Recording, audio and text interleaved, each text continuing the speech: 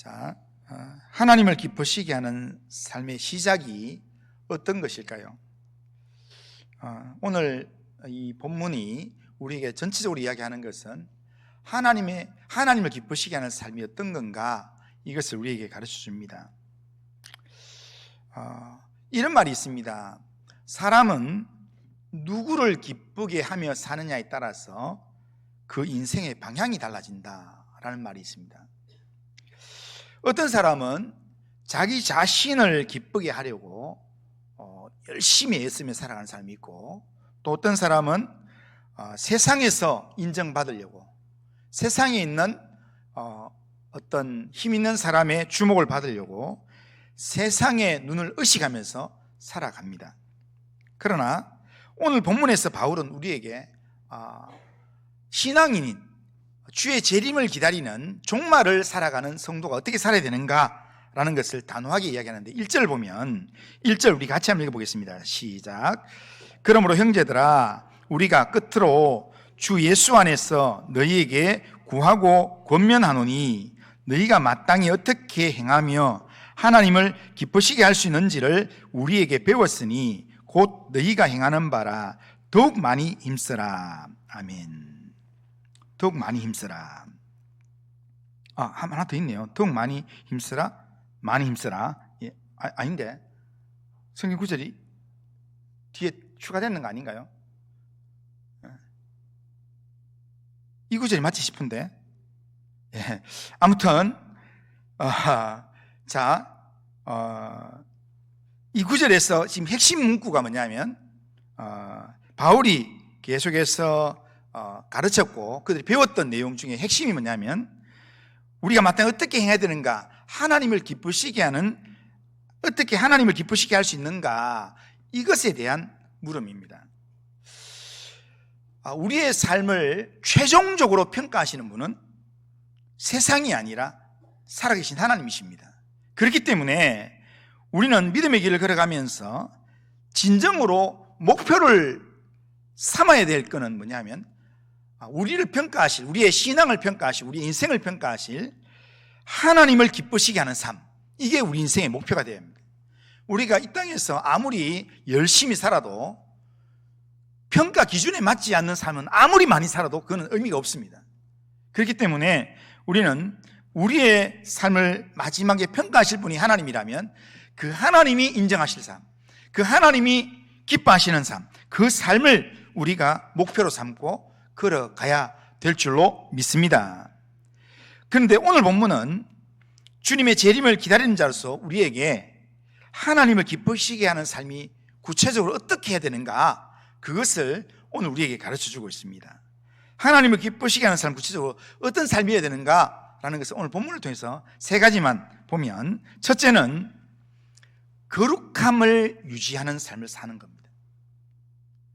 바울이 하나님을 기쁘시게 하는 삶을 이야기하면서 첫 번째 내용으로 거룩함을 이야기하고 있습니다. 자, 3절 읽어보겠습니다. 3절. 자, 시작. 하나님의 뜻은 이것이니 너희의 거룩함이라. 아멘. 우리는 흔히 하나님의 뜻이 뭘까를 가끔씩 생각합니다. 그런데 하나님의 뜻을 알기는 쉽지가 않습니다. 그런데 성경에서, 오늘 우리 본문에서 하나님의 뜻을 아주 바울이 명확하게 이야기하고 있습니다. 하나님의 뜻은 우리의 거룩함이다 라고 이야기합니다. 하나님의 백성이라면 하나님께 속한 자답게 세상에서 거룩하게 구별된 삶을 살아가는 것, 그게 하나님의 뜻이라는 겁니다. 하나님께서 우리를 구원하신 목적은 단지 우리를 죄에서 용서하고 구원하는 그 정도가 아니라, 하나님이 우리를 부르신 목적은 거룩한 제사장 나라가 되도록 하기 위한 거였습니다. 자, 베드로전서 2장 9절 말씀 같이 한번 읽어보겠습니다. 베드로전서 2장 9절. 자, 시작. 그러나 너희는 택하신 족속이요 왕같은 제사장들이요 거룩한 나라요 그의 소유가 된 백성이니, 이는 너희를 어두운 데서 불러내어 그의 기이한 빛에 들어가게 하신 이의 아름다운 덕을 선포하게 하려 하심이라. 아멘. 하나님이 우리를 택하시는데 우리를 왕같은 제사장이요 거룩한 나라로 부르셨다는 겁니다. 그렇기 때문에 우리에게 거룩함이라는 것은 이거는 해도 되고 안 해도 되는 선택사항이 아니라 우리에게 거룩함이라는 것은 하나님의 뜻이고 하나님의 명령이고 그리고 성도된 우리의 정체성이라는 겁니다. 우리가 거룩함을 잃어버린다면 그것은 하나님을 기쁘시게 하는 삶을 잃어버리는 게 되는 겁니다. 그렇기 때문에 우리가 거룩함을 유지하는 삶을 살아야 합니다. 거룩함을 붙드는 삶을 살아야 합니다. 그런데 오늘 바울은 이 거룩의 삶을 제일 먼저 뭐하고 연결시키는가 하면 음행을 버리는 것과 연결시킨다는 겁니다. 왜 이렇게 하는가? 그 당시엔 헬라 로마 사회는 성적으로 굉장히 물러난 사회였습니다. 매춘이 합법적이었고 심지어 이 이방 신전에서 성행위가 종교의 일부가 되어 있었습니다. 그래서 이방 종교에서 예배드리는 행위 속에 남녀가 성관계를 하는 그런 내용이 거기에 있는 겁니다. 그러니까 예배드리러 가는 사람은 그 성신전에 있는 여자는 남창하고 성관계를 해야 되고 또 남자는 거기에 있는 창녀들과 성관계를 해야만 제사가 끝이 나는 겁니다. 이런 사회적 상황 속에서 거룩을 이야기하면서 음행을 버리라 라고 이렇게 말하는 것은 단순하게 어떤 윤리적인 이야기를 하는 게 아니라 세상과 구별된 새로운 삶을 살아야 된다라는 것을 선언하는 겁니다. 하나님의 백성은 규범을 잘 지키는 삶이 아니라 하나님의 백성은 세상과 구별된 실제적인 거룩한 삶, 다시 말하면 성적으로 순결한 삶을 살아야 된다라는 겁니다. 그런데 이 내용은요, 오늘날 우리의 상황과도 다르지 않습니다. 오늘 이 시대 우리가 살아가는 삶에는요, 실제로 우리가 성적인 유혹과 별로 문제가 없다 하지만 오늘 우리가 일상에서 사용하는 인터넷이나 핸드폰 그리고 미디어 속에는 끊임없이 음란의 유혹들이 있습니다. 제가 설교를 준비하면서 이렇게 그 성경 구절 검색하는 홀리 바이블 그 앱이 있습니다. 홀리 바이블 앱을 딱 치면 그러면 그게 무료로 제가 쓰기 때문에 무료로 쓰는 거기에는 모든 광고가 들어오는데 그 광고에 계속 뜨는 게 뭐냐, 팝업으로 뜨는 게 뭐냐면 거기에 이 부적절한 그런 19금 만화들이 뜹니다. 그 만화에 좀 뭡니까? 처음 이 표현하기 그런 표현들이 거기 담겨져 있는 그 장면을 딱 띄워놓습니다. 그래서 제가 이렇게 할 때마다 눈에 거슬려가지고 그걸 꼬표를 광고 지우기 끄면서 거기 들어가서 의견 나누기, 의견 남기기 해서 거기 의견을 남기면서 부적절함 아니면 이거는 너무 선정적임 그러면서 이렇게 불편함 누릅니다. 누르고 끄고 나면은 다음 거기 딱 들어가면요, 그 다음에 언제 그런 말을 했는지 또 거기서 또 뜹니다. 그런데요, 그걸 몇 번 제가 부적절 몇 번 뚫고 나면요, 그 다음에는 옆에만 뜨는 게 아니라 밑에도 또 뜹니다. 그걸 건드리면 건드릴수록 더 광고가 더 팝업으로 자꾸 다가오게 되어 있습니다. 오늘 우리 이렇게 아이들이나 우리 어린애들이 사용하는 그런 영상이나 이런 내용이도요, 유튜브에도 광고 영상 중에서 음란 광고 영상들이 굉장히 많이 있습니다.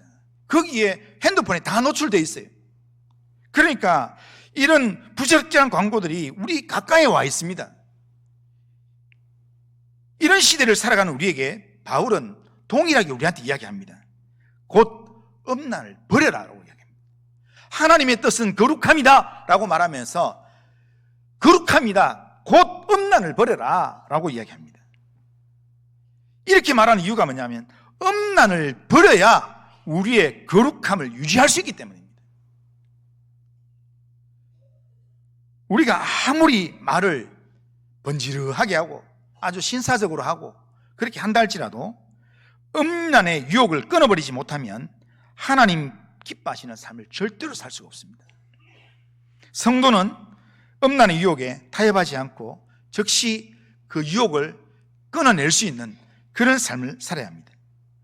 음란을 버리는 일에 오늘 본문이 바울이 첫 번째 이야기로 뭘 하냐면 4절에 이렇게 합니다. 4절 보면 각각 거룩함과 존귀함으로 자기 아내에 대할 줄을 알고 이렇게 합니다. 그러니까 음란을 버리면서 우리가 먼저 해야 될 일이 뭐냐면 가정을, 자기 아내를 소중하게 여기면서 가정을 지키는 삶을 살아야 된다는 겁니다. 가정을 거룩함으로 유지하는 것, 그게 하나님의 뜻이다라는 겁니다. 그런데요, 가정을 지키는 것도 중요하지만 오늘 본문에 이 원어적인 의미로 들어가면 이 말을 이 구절을요, 이 구절을 각각 거룩함과 존귀함으로 자기 아내에 대할 줄 알고, 이 구절을 이 성경책에 보면요 1번 이렇게 아내라는 말에 1번에 하나 놓고 밑에 각주를 달아놨어요. 거기에 뭐라고 하냐면 헬이라는 말은 헬라어라는 뜻입니다. 헬라어 각주에 뭐라고 되어 있냐면, 헬라어로는 번역을 하면 자기 몸을 거룩함과 존귀함으로 대할 줄 알며, 이렇게 되어 있습니다. 그런데 이게 성경에서 몸을 더 연약한 그릇이라는 의미로 이제 아내를 보통 이야기하기 때문에 아내로 의역해서 번역했는 게 우리 개역 성경입니다.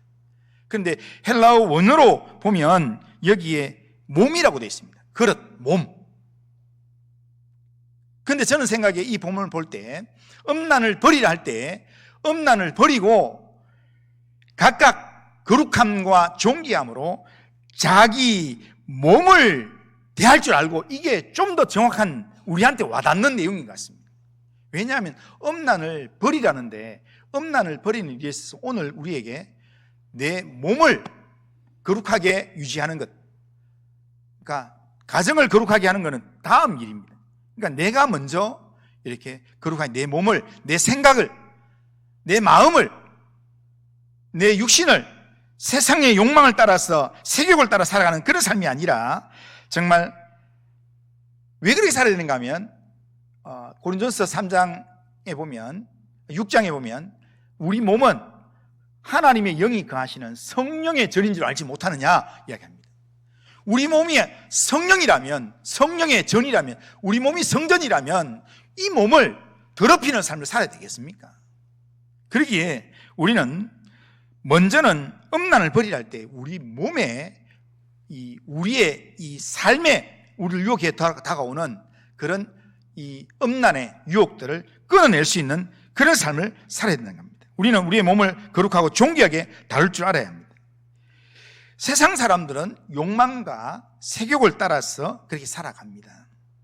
하지만 주님의 재림을 기다리는 하나님의 사람은 욕망을 따라 사는 사람이 아니라 우리 몸을 음란에서 거룩하게 지키고 하나님의 영광을 드러내는 삶을 살아야 하는 겁니다. 오늘 우리의 삶에서 이 음란을 버리라는 것, 이 측면을 좀 더 확대해서 하면 우리 몸을 음란한 유혹만이 아니라 우리를 방탕하게 만드는 우리의 도박 같은 거, 그 다음에 이렇게 음란 아니면 우리를 타락시키는 과음이라든지 이런 내용들도 여기 다 들어갈 수 있습니다. 중독에서 우리를 지키고 우리로 하여금 우리의 몸을 순결하게 유지하는 것, 모든 삶의 영역에서 우리 몸을 하나님이 기뻐하시는 산 제물로 드릴 수 있는 삶을 살아가는 것, 그게 우리 몸에서 음란을 버리라는 것입니다. 우리는 실제 삶에서 거룩을 추구해야 합니다. 그러니까 우리 몸과 가정을 거룩하게 유지함으로 우리의 이 몸이, 우리의 삶이, 우리의 가정이 하나님께 예배가 되도록 만들어야 합니다. 그런데 바울은 이런 삶을 살아야 될 것을 강조하면서 아주 무서운 말을 한마디 합니다. 8절 한번 읽어보겠습니다. 8절, 자 시작. 그러므로 저버리는 자는 사람을 저버림이 아니요 너희에게 그의 성령을 주신 하나님을 저버림이니라. 아멘.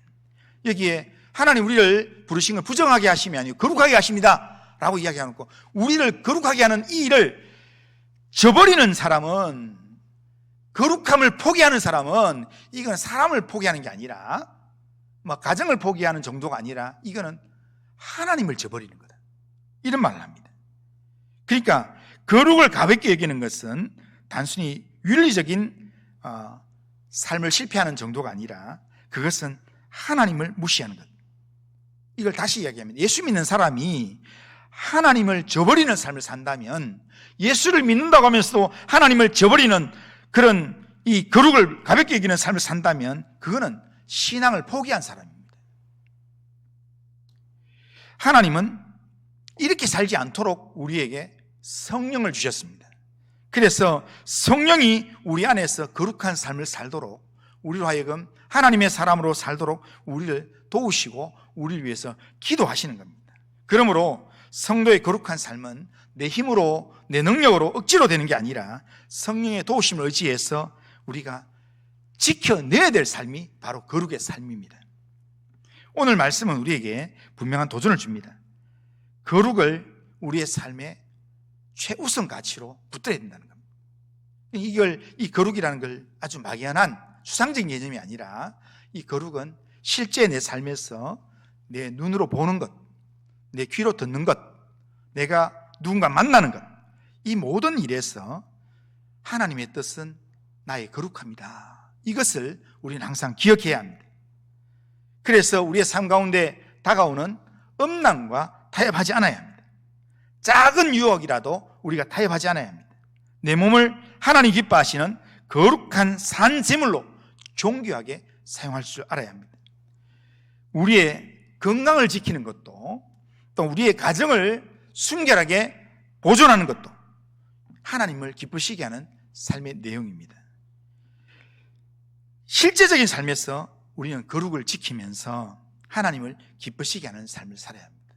그것이 오늘 우리에게 주는 첫 번째 우리에게 주는 도전의 말씀입니다. 우리는 일상의 삶에서 믿음의 결단으로 거룩을 유지하는 삶을 살아가는 우리 성도님들 다 되시기를 주님의 이름으로 축원합니다.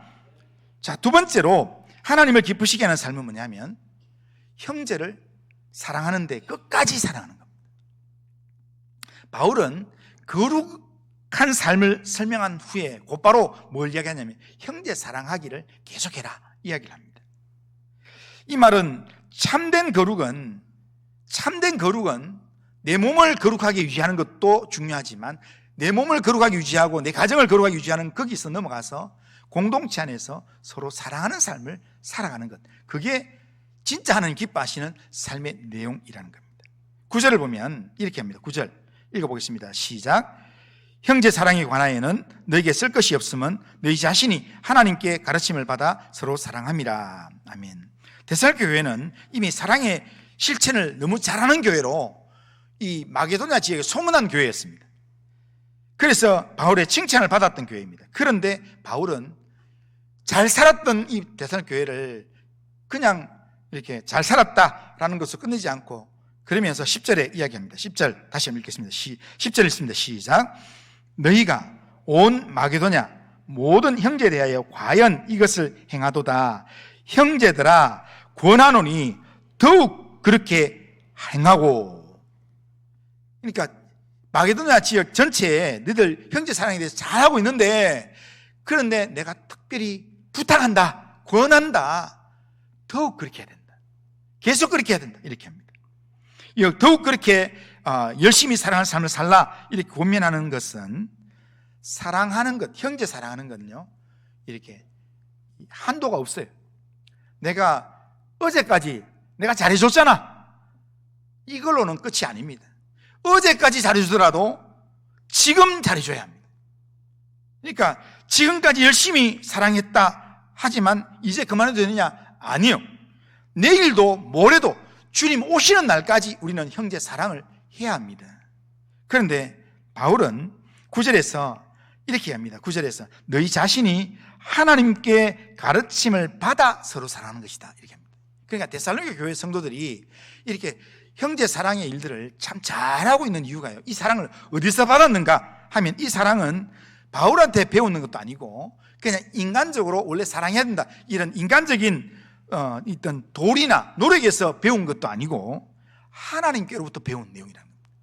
하나님이 우리를 사랑하시는 그 사랑을 배웠다는 겁니다. 요한 1서 4장 19절 보면 우리가 사랑함은 그가 먼저 우리를 사랑하셨습니다. 하나님이 우리가 아직 죄인 되었을 때, 우리가 하나님과 원수 되었을 때 그리스도께서 우리를 대신하여 죽으심으로 우리가 하나님의 사랑을 입은 자가 되었다는 겁니다. 그러니까 하나님이 우리를 사랑하시는 그 사랑, 십자가에서 드러난 하나님의 사랑에 뿌리를 두고 있기 때문에 그 사랑을 우리가 받았으면 그 사랑을 받은 사람은 우리가 세상적인 조건하고 상관없이, 조건적인 사랑과 상관없이 우리가 계속해서 사랑을 실천하는 삶을 살아야 된다는 겁니다. 초대교회에서 형제 사랑은 매우 구체적으로 나타났습니다. 성도들은 사랑 안에서 자기의 가진 것을 실제로 나누면서 공동체 안에서 가난한 자가 없도록 그렇게 만들었습니다. 로마 제국이 전염병으로 무너질 때, 그래서 전염병 걸린 사람들은 다 죽여도 아무 문제가 되지 않는 것처럼, 그래서 버리고 방치하고 접근을 이렇게 하지 못하도록 만들고, 그렇게 하는 상황에서 이 로마 제국 당시에 교회는 전염병 걸린 병든 사람을, 교회가 그 사람들을 품고 그 사람들을 치료하고 그들과 함께 지내면서 그들을 살렸다는 겁니다. 서로 다른 인종도 있고 계급이 다른 사람도 있고 성별이 다른 남자, 여자, 어린아이, 나이 많은 사람, 이렇게 흑인도 있고 이렇게 여러 종류의 사람들이 한 가족이 되어서 함께 서로 음식을 나누면서 함께하는 삶을 살았습니다. 이런 사랑의 모습은 세상 속에서 강력한 증거가 되어서 세상이 교회를 함부로 무시하지 못했습니다. 2세기 로마 역사가였던 시리아 출신 루시안이라는 역사가가, 이 사람은 기독교에 대해서 굉장히 비판적이었습니다. 이 1500년에서 1800년 그때 활동했던 내용으로 기독교에 대해서 굉장히 비판적인 글을 많이 썼던 사람인데, 그런데 이 사람의 글에 보면 기독교인들 비판하면서도 이렇게 써놨습니다. 그리스도인들은 서로 형제라 부르며 서로 재산을 나누고 서로 돌보고 산다, 이렇게 해놨습니다. 그러니까 교회를 비판하고 교회를 비웃으면서도 동시에 교회 성도들의 사랑을 인정할 수밖에 없다는 겁니다. 이런 사랑이 하나님이 기뻐하시는 삶이라는 겁니다. 서로 돌보고 섬기고 용납하면서 함께 짐을 지는 것, 이게 하나님 기뻐하시는 삶입니다. 그런데 우리는 때때로 나는 하나님의 기뻐하시는 삶을 살기를 원합니다, 하나님의 기쁨이 되기를 원합니다, 시큰 그렇게 이야기하면서 오늘 우리의 주어진 삶의 자리에서 내가 좋아할 만한 사람만 좋아하고, 내가 사랑할 만한 사람만 사랑하고, 내한테 마음에 한번 아웃된 사람은 무조건 반대하고 끝까지 오히려 그 사람이 못되기를 바라는 그런 마음이 교회 안에도 우리 안에 있어요. 그런데 그거는 성령이 주시는 마음이 아닙니다. 그거는 하나님이 우리에게 주시는 마음이 아닙니다. 오늘 우리 교회도 이 말씀을 우리가 깊이 새겨야 합니다. 하나님이 기뻐하시는 삶, 구체적인 삶은 뭐냐면 형제를 사랑하는 것인데, 이 형제 사랑은 끝까지 하는 겁니다. 주님 오시는 그날까지 내가 속상하더라도, 내 눈에 눈물이 나더라도 형제 사랑하기를 포기하지 않는 삶을 살아가는 것. 한국 사회가 점점 개인주의가 강하고 관계는 피상적인 관계로 변해가고 있습니다. 하지만 교회는 달라야 합니다. 교회는 달라야 세상 사람들이 교회가 다르구나, 이런 이야기를 할 수 있습니다. 오늘 아침에 제 아는 가족이 저한테 기사를 하나 보내왔는데요, 제 조카가 다니는 교회에서 하는 일들 보내왔는데, 그 제목이 뭐냐면 생면부지의 아이들을 집으로 초대하며 하나님 나라를 이룬다, 이렇게 돼 있어요. 그리고 그 글을 읽어보니까 그 교회가 여름마다 이렇게 지역에 이 300명 정도를 교회에 초대해가지고 그렇게 먹이고 입히고 말씀을 가르치고 하는데, 그런데 며칠을 보내면서 그걸 어떻게 하냐면 각 가정에, 성도들의 가정에 자원봉사를 받아가지고 그 아이들을 집에 홈스테이를 하게 하는 겁니다. 잠은 가정에서 자게 하는 겁니다. 먹는 것, 저녁 먹고 잠자는 것은 그 가정에서 하게 하고, 그리고 모이는 건 교회에서 모이게 하고. 그런데 제 조카의 가정에서 그 여러 가정들이 나오는데, 그 조카의 가정에서 거기에 기사의 주인공이 되어가지고 나왔는데요. 그거 보니까 애들을 이제 교회에서 하는 행사에 자기들이 한 번도 만나보지 않았던 애들, 초등학생 애들을 몇 명을 집에 초대해서, 그래서 애들한테 먹을 것을 나눠주고, 그러면서 그들에게 또 복음을 전해주고, 그리고 잠자리를 제공해주고, 그러니까 자기 애들보다도 훨씬 더 주님을 대하는 마음으로, 이 애들의 마음 가운데 복음이 전해지기를 원하는 마음으로 그렇게 섬긴다는 겁니다. 그렇게 했더니 그게 자기 마음 가운데 큰 울림이 되고 기쁨이 되어서, 이게 너무 큰 감동이 되어서 이걸 해마다 이렇게 교회에서 할 때마다 자기 집을 오픈해서 한다는 겁니다. 그런데 그렇게 하니까 자기 집이 하나님 나라가 되더라는 겁니다. 그걸 이렇게 큰 이렇게 그 신문 기사로 됐는 걸 이렇게 올려놨는데, 그런데 세상 사람들은 그렇게 이야기합니다. 자기 친척도 집에 초대 안 하는데, 거기 그려놨어요. 우리 친척도 우리 집에 초대를 잘 안 하는데, 생명부지의 아이들을 이렇게 교회에서 하는 프로그램에 내가 매년마다 이렇게 며칠씩 이렇게 초대하는 것을 하면서 보람을 느낍니다. 교회가, 세상 사람들은 자기 집을 전혀 모르는 사람한테 오픈하고, 또 내 돈을 모르는 사람한테 내가 구제하고 섬기는 이런 일들을 하면 미쳤다고 이야기합니다. 그런데 하나님께서 나를 평가하실 것을 생각하면서, 마지막 날에 하나님께서 나를 평가하실 그 삶을 생각하면서 하나님 기뻐하시는 삶이 뭔가, 그것에 우리가 초점을 맞추고 형제 사랑하기를 더욱 그리할지니라 라고 하는 그 말씀에 의지해서 우리가 서로의 짐을 함께 지고 희생하면서 인내하는 사랑의 삶을 살아가는 것, 이게 진짜 주님이 기뻐하시는 모습이고, 이게 교회가 추구해야 될 진짜 모습이라는 겁니다. 이거는 세상 사람들의 모습에서는 볼 수 없는 내용들입니다. 교회가 세상 앞에서 복음을 전가하는 힘이 될 수 있는 그런 모습이라는 겁니다. 우리의 신앙이 참 신앙인지 아니면 보여주기 위한 신앙인지 점검하는 확실한 기준은 사랑입니다. 내 안에 사랑이 있는가입니다. 지금 내 삶 속에서 형제 사랑의 실천이 있는가를 보면 내가 진짜 신앙이 있는가 아닌가를 확인할 수 있습니다. 무심한 말 한마디, 무거운 분위기를 바꿀 수 있는 것은 사랑의 언어들입니다. 교회 안에서 우리가 사랑을 더하면 좋겠어요. 그러니까 우리 교회에 이제 중직자 선거를 하고 또 교회 중요한 이야기 하면요, 그러면 이런 여러 이야기 속에서 내가 우리 교회에서 중요하다, 똑똑하다, 내 똑똑함을 드러내기 위해서 자꾸 뭔가를 이야기하려고 하는 사람도 있습니다. 그런데 그거는 교회에 덕이 되지 않습니다. 불평하는 대신에 누군가를 격려하고, 비난하는 대신에 누군가를 위로하고 살리는 그런 삶을 살아가는 겁니다. 작은 사랑의 섬김 하나가 우리 교회를 건강하게 세우는 그런 미끄럼이 될 것입니다. 바울의 권면처럼 더욱 그렇게 해라 라는 이 말씀, 이런 지속적인 사랑의 삶을 살라는 말씀입니다.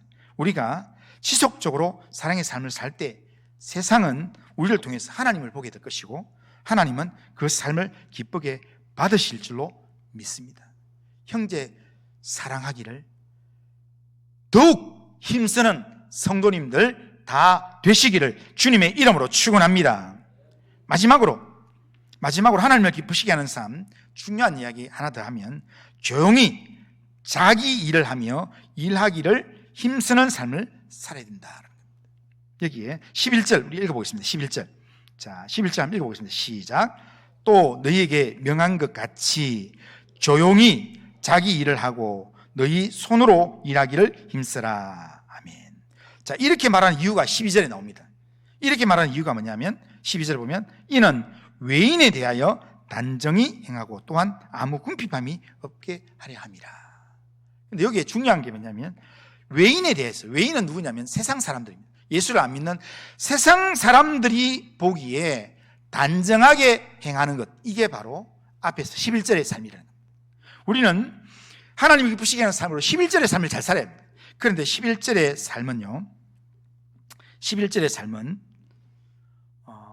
그리고라는 단어가 두 번 연결되어 있는, 주 명사는 뭐냐면, 주 동사는 뭐냐면요, 힘쓰라는 겁니다. 그러니까 지금 11절은 첫 번째 단어가 헬라어로 보면요, 첫 번째 단어가 힘쓰라 이렇게 되어 있습니다. 뭘 힘쓰느냐? 첫째, 뭘 힘쓰느냐? 조용하기를 힘쓰라. 좀 이렇게 조용하다라는 단어가, 여기 조용하다는 단어가 지금 해식카제인이라는 침묵하다 이런 단어인데요, 조용하기를 힘써라, 조용하기를 노력해라 라고 첫 번째로 얘기한다는 겁니다. 거룩을 추구하는 사람은요, 거룩을 추구하는 사람은, 거룩한 삶을 살기를 원하고 하나님 기뻐하시는 삶을 살기를 원하는 사람은요, 제일 먼저 해야 될 게 있습니다. 사람과의 관계 속에서 말을 많이 안 해야 됩니다.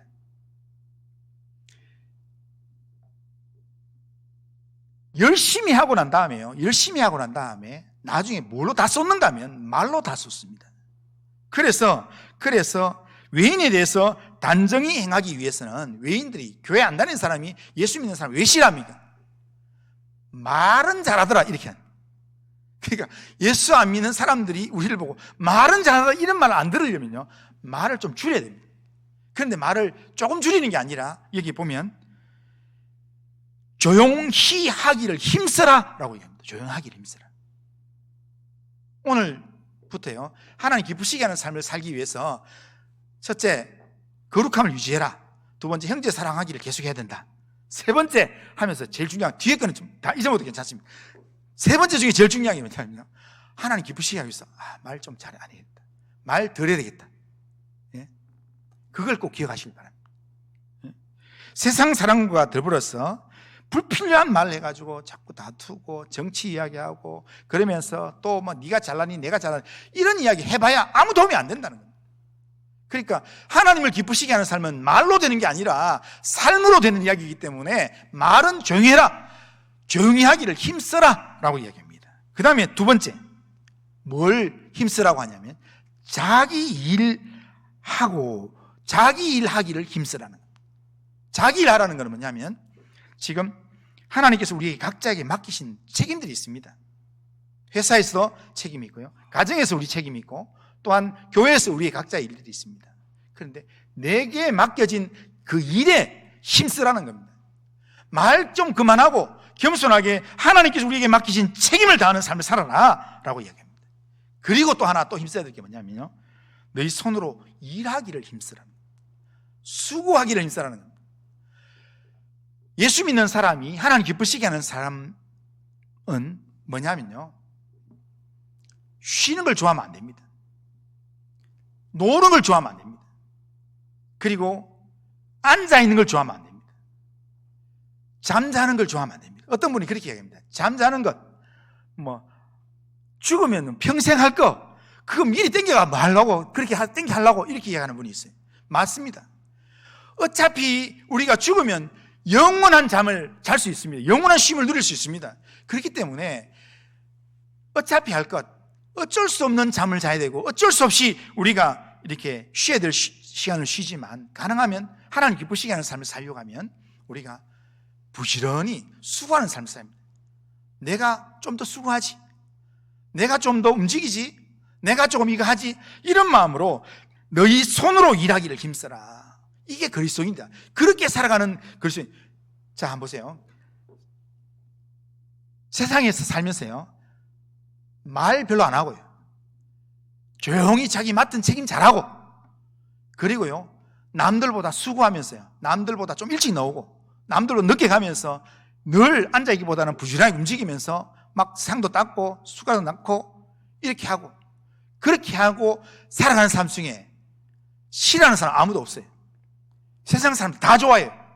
그러니까 오늘 본문에서 외인에 대하여 단정히 행하는 삶이 요 삶이라는 겁니다. 이것이 주의 재림을 기다리는 하나님 기쁘시게 하는 삶이라는 겁니다. 이 말씀은 오늘 우리에게 도전을 주는데요, 우리가 직장인이라면, 예수 믿는 직장인이라면 단순히 회사에 가서 월급을 받기 위해서 일하는 정도가 아니라 내가 하나님의 부르심 안에서 일하기 위해서 여기 보냄을 받았다라는 생각을 한다면 거기에서 우리는 조용히 하기를 힘써야 되고, 자기에 맡겨진 책임의 일들은 탁월하게 감당하기 위해서 힘써야 되고, 그리고 다른 사람을 섬기는 일에, 수고하는 일에 우리가 힘써야 합니다.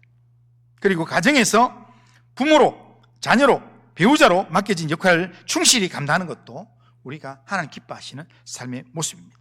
학생이라면 뭐가 하나님 기뻐하시는 삶이겠습니까? 수업 충실하게 감당하면서 열심히 공부하고 하나님 앞에서 내가 어떻게 하면 하나님 기뻐하시는 삶인가 생각하면서 열심히 학우들과의 관계도 좋게 하고, 그러면서 열심히 성실하게 공부에 임하는 것, 이게 하나님 기뻐하시는 길이라는 겁니다. 성도에게 성실한 삶은 단순한 어떤 윤리적인 삶이 아니라 그것은 하나님이 우리에게 기대하시는 삶이고 하나님이 기뻐하시는 삶이라는 겁니다. 그리고 바울은 이것이 뭐냐면 외인에 대하여 단정히 행하고 라고 말합니다. 외인에 대해서 단정히 행하는 삶이라는 겁니다. 세상은요, 성도들의 말을 통해서 복음을 듣는 게 아니라 성도의 삶을 통해서 복음을 보게 된다는 겁니다. 세상 사람들은 우리가 주일날 무슨 설교 말씀을 들었는지 아무도 몰라요. 우리가 직장에서 어떻게 일하고 우리가 가정에서 어떻게 살아가고 이런 삶을 세상 사람들은 보게 된다는 겁니다. 그러기에 우리의 성실한 삶은 하나님을 기쁘시게 하는 삶뿐 아니라 세상 속에서 복음의 향기가 되는 삶이 된다는 겁니다. 우리의 신앙은 일상에 성실하면서 증명이 되어져야 합니다. 이것이 하나님을 기쁘시게 하는 삶입니다. 이렇게 보면 성도에게 성실한 삶은 하나님께 드려지는 예배의 삶과 같습니다. 그래서 정리하면 하나님을 기쁘시게 하는 삶은요, 거룩함을 실제 삶에서 구별하고, 거룩함으로 실제 삶에서 구별하고, 형제 사랑으로 그렇게 화목하고, 성실함으로 완성되는 것, 그게 하나님 기뻐하시는 삶이라는 겁니다. 이 세 가지가 함께 어우러질 때 우리의 믿음은 세상 속에서 빛을 발하게 될 것입니다. 하나님을 기쁘시게 하는 삶은 멀리 있는 게 아닙니다. 추상적인 내용이 아닙니다. 우리의 몸과 마음이 거룩해지는 것, 그리고 형제 사랑하기로, 형제 사랑으로 관계를 아름답게 세워가는 것, 그리고 일상이 성실한 삶으로 채워지는 것, 이것이 하나님을 기쁘시게 하는 삶이고, 이런 삶을 통해서 하나님이 영광을 받으신다는 겁니다. 우리의 삶을 평가하시고 우리를 하나님 앞에 세우실 주님의 재림의 날이 멀지 않았습니다. 그날에 하나님을 기쁘시게 하는 삶을 살았던 사람은 하나님부터 칭찬과 영광을 얻게 될 것입니다. 그날의 영광과 칭찬을 기대하는 믿음의 사람으로서 오늘도 하나님을 기쁘시게 하기 위해서 실제 내 삶에서 몸으로 거룩한 삶을 살아내고, 또한 가정을 거룩하게 지켜내고, 그리고 형제를 뜨겁게 사랑하고, 일상의 삶에서 조용하게 자기의 일을 성실하게 감당하고 수고하는 일을 마다하지 않는 그런 삶을 살아갈 수 있기를 바랍니다. 하나님을 기쁘시게 하는 삶이 진짜 예배의 삶이라는 것을 꼭 기억하시고, 하나님 기쁘시게 하는 삶을 믿음으로 살아가는 모든 성도님들 다 되시기를 주님의 이름으로 축원합니다. 자, 한번 따라하겠습니다. 하나님을 기쁘시게 하는 삶이란 실제 삶에서 거룩을 유지하며 형제 사랑을 계속하며 성실함으로 행하는 것입니다.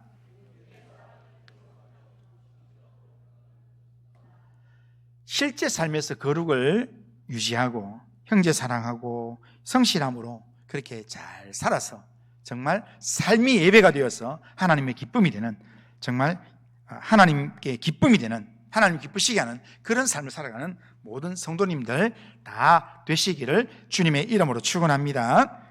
자, 우리 다 같이 일어나셔서 찬송가 436장입니다. 436장. 자, 436장 1절, 2절, 4절 하겠습니다.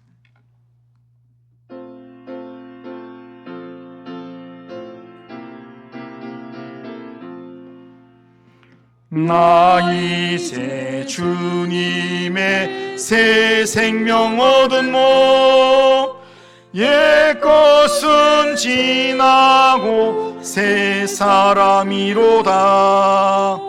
그 생명 내 맘에 강같이 흐르고 그 사랑 내게서 해같이 빛난다. 영생을 누리며 주 안에 살리라. 오늘도 내일도 주 함께 살리라. 주 안에 감추이 새 생명 얻으니 이전에 좋던 것 이제는 값없다. 하늘의 은혜와 평화를 맛보니 찬송과 기도로 주 함께 살리라. 영생을 누리며 주 안에 살리라. 오늘도 내일도 주 함께 살리. 4절입니다.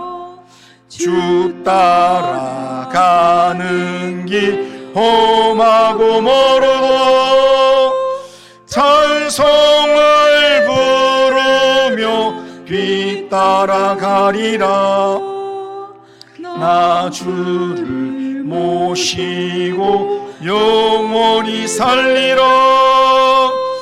날마다 섬기며 주 함께 살리라. 영생을 누리며 주 안에 살리라. 오늘도 내일도 주 함께 살리라.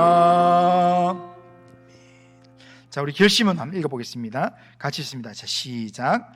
전능하신 하나님, 일상의 삶에서 하나님이 기뻐하시는 거룩한 삶을 살아가기 위하여 작은 유혹이라도 타협하지 않고 나 자신을 지키는 삶을 살아가겠습니다. 하나님께로부터 받은 사랑으로 영적 무장하여 끝까지 더욱 사랑하는 삶을 살아가겠습니다. 실제 삶에서 거룩을 유지하며 형제 사랑을 계속하며 성실히 행함으로 하나님을 기쁘시게 하는 삶을 살아가게 하옵소서. 아멘. 이런 기도 제목, 결심으로 하나님 앞에 살아가기를 바랍니다. 기도합니다. 거룩하신 하나님 아버지, 오늘 말씀을 통해서 하나님을 기쁘시게 하는 삶의 길을 보여주신 하나님 아버지 감사합니다. 세상의 유혹과 혼탁함 속에서도 거룩함을 지켜내는 삶을 살게 해 주시옵소서. 우리의 생각과 말과 행동이 주님의 성품을 닮아가게 하시고 하나님의 뜻에 합당한 삶이 되도록 인도하여 주시옵소서. 형제를 사랑하되 뜨겁게 사랑하는 마음을 우리 안에 부어 주시옵소서. 말로만 사랑하지 않고 행함과 진실함으로 사랑하게 주님 인도하여 주시옵소서. 우리의 일상을 성실하게 감당할 수 있도록 가정에서, 직장에서, 교회에 맡겨진 일에서 묵묵히 자기 일을 감당하면서 그 속에서 하나님의 영광을 드러내는 삶을 살 수 있도록 인도하여 주시옵소서. 그래서 이 삶이 하나님께 영광이 되고 하나님께 기쁨이 되고 세상 사람들에게 복음의 영향력이 되도록 인도하여 주옵소서. 예수님의 이름으로 기도드리옵나이다. 아멘. 주 예수 그리스도의 은혜와 하나님 아버지의 사랑과 성령의 교통하심이 세상에서의 이 삶에서 하나님이 기뻐하시는 거룩한 삶을 날마다 지속적으로 살아가기 위해서 하나님께로부터 받은 사랑으로 영적 무장해서 실제 삶에서 끝까지 거룩을 유지하며 형제 사랑하기를 계속하며 성실히 조용하게 맡은 바 일들을 구별되게 잘 감당하는 삶을 살기를 원하는 이 자리에 있는 모든 주의 백성들 심령 위에 또 우리 교회 위에 이 나라와 민족과 열방 위에 이제로부터 영원토록 함께 있을지어다. 아멘.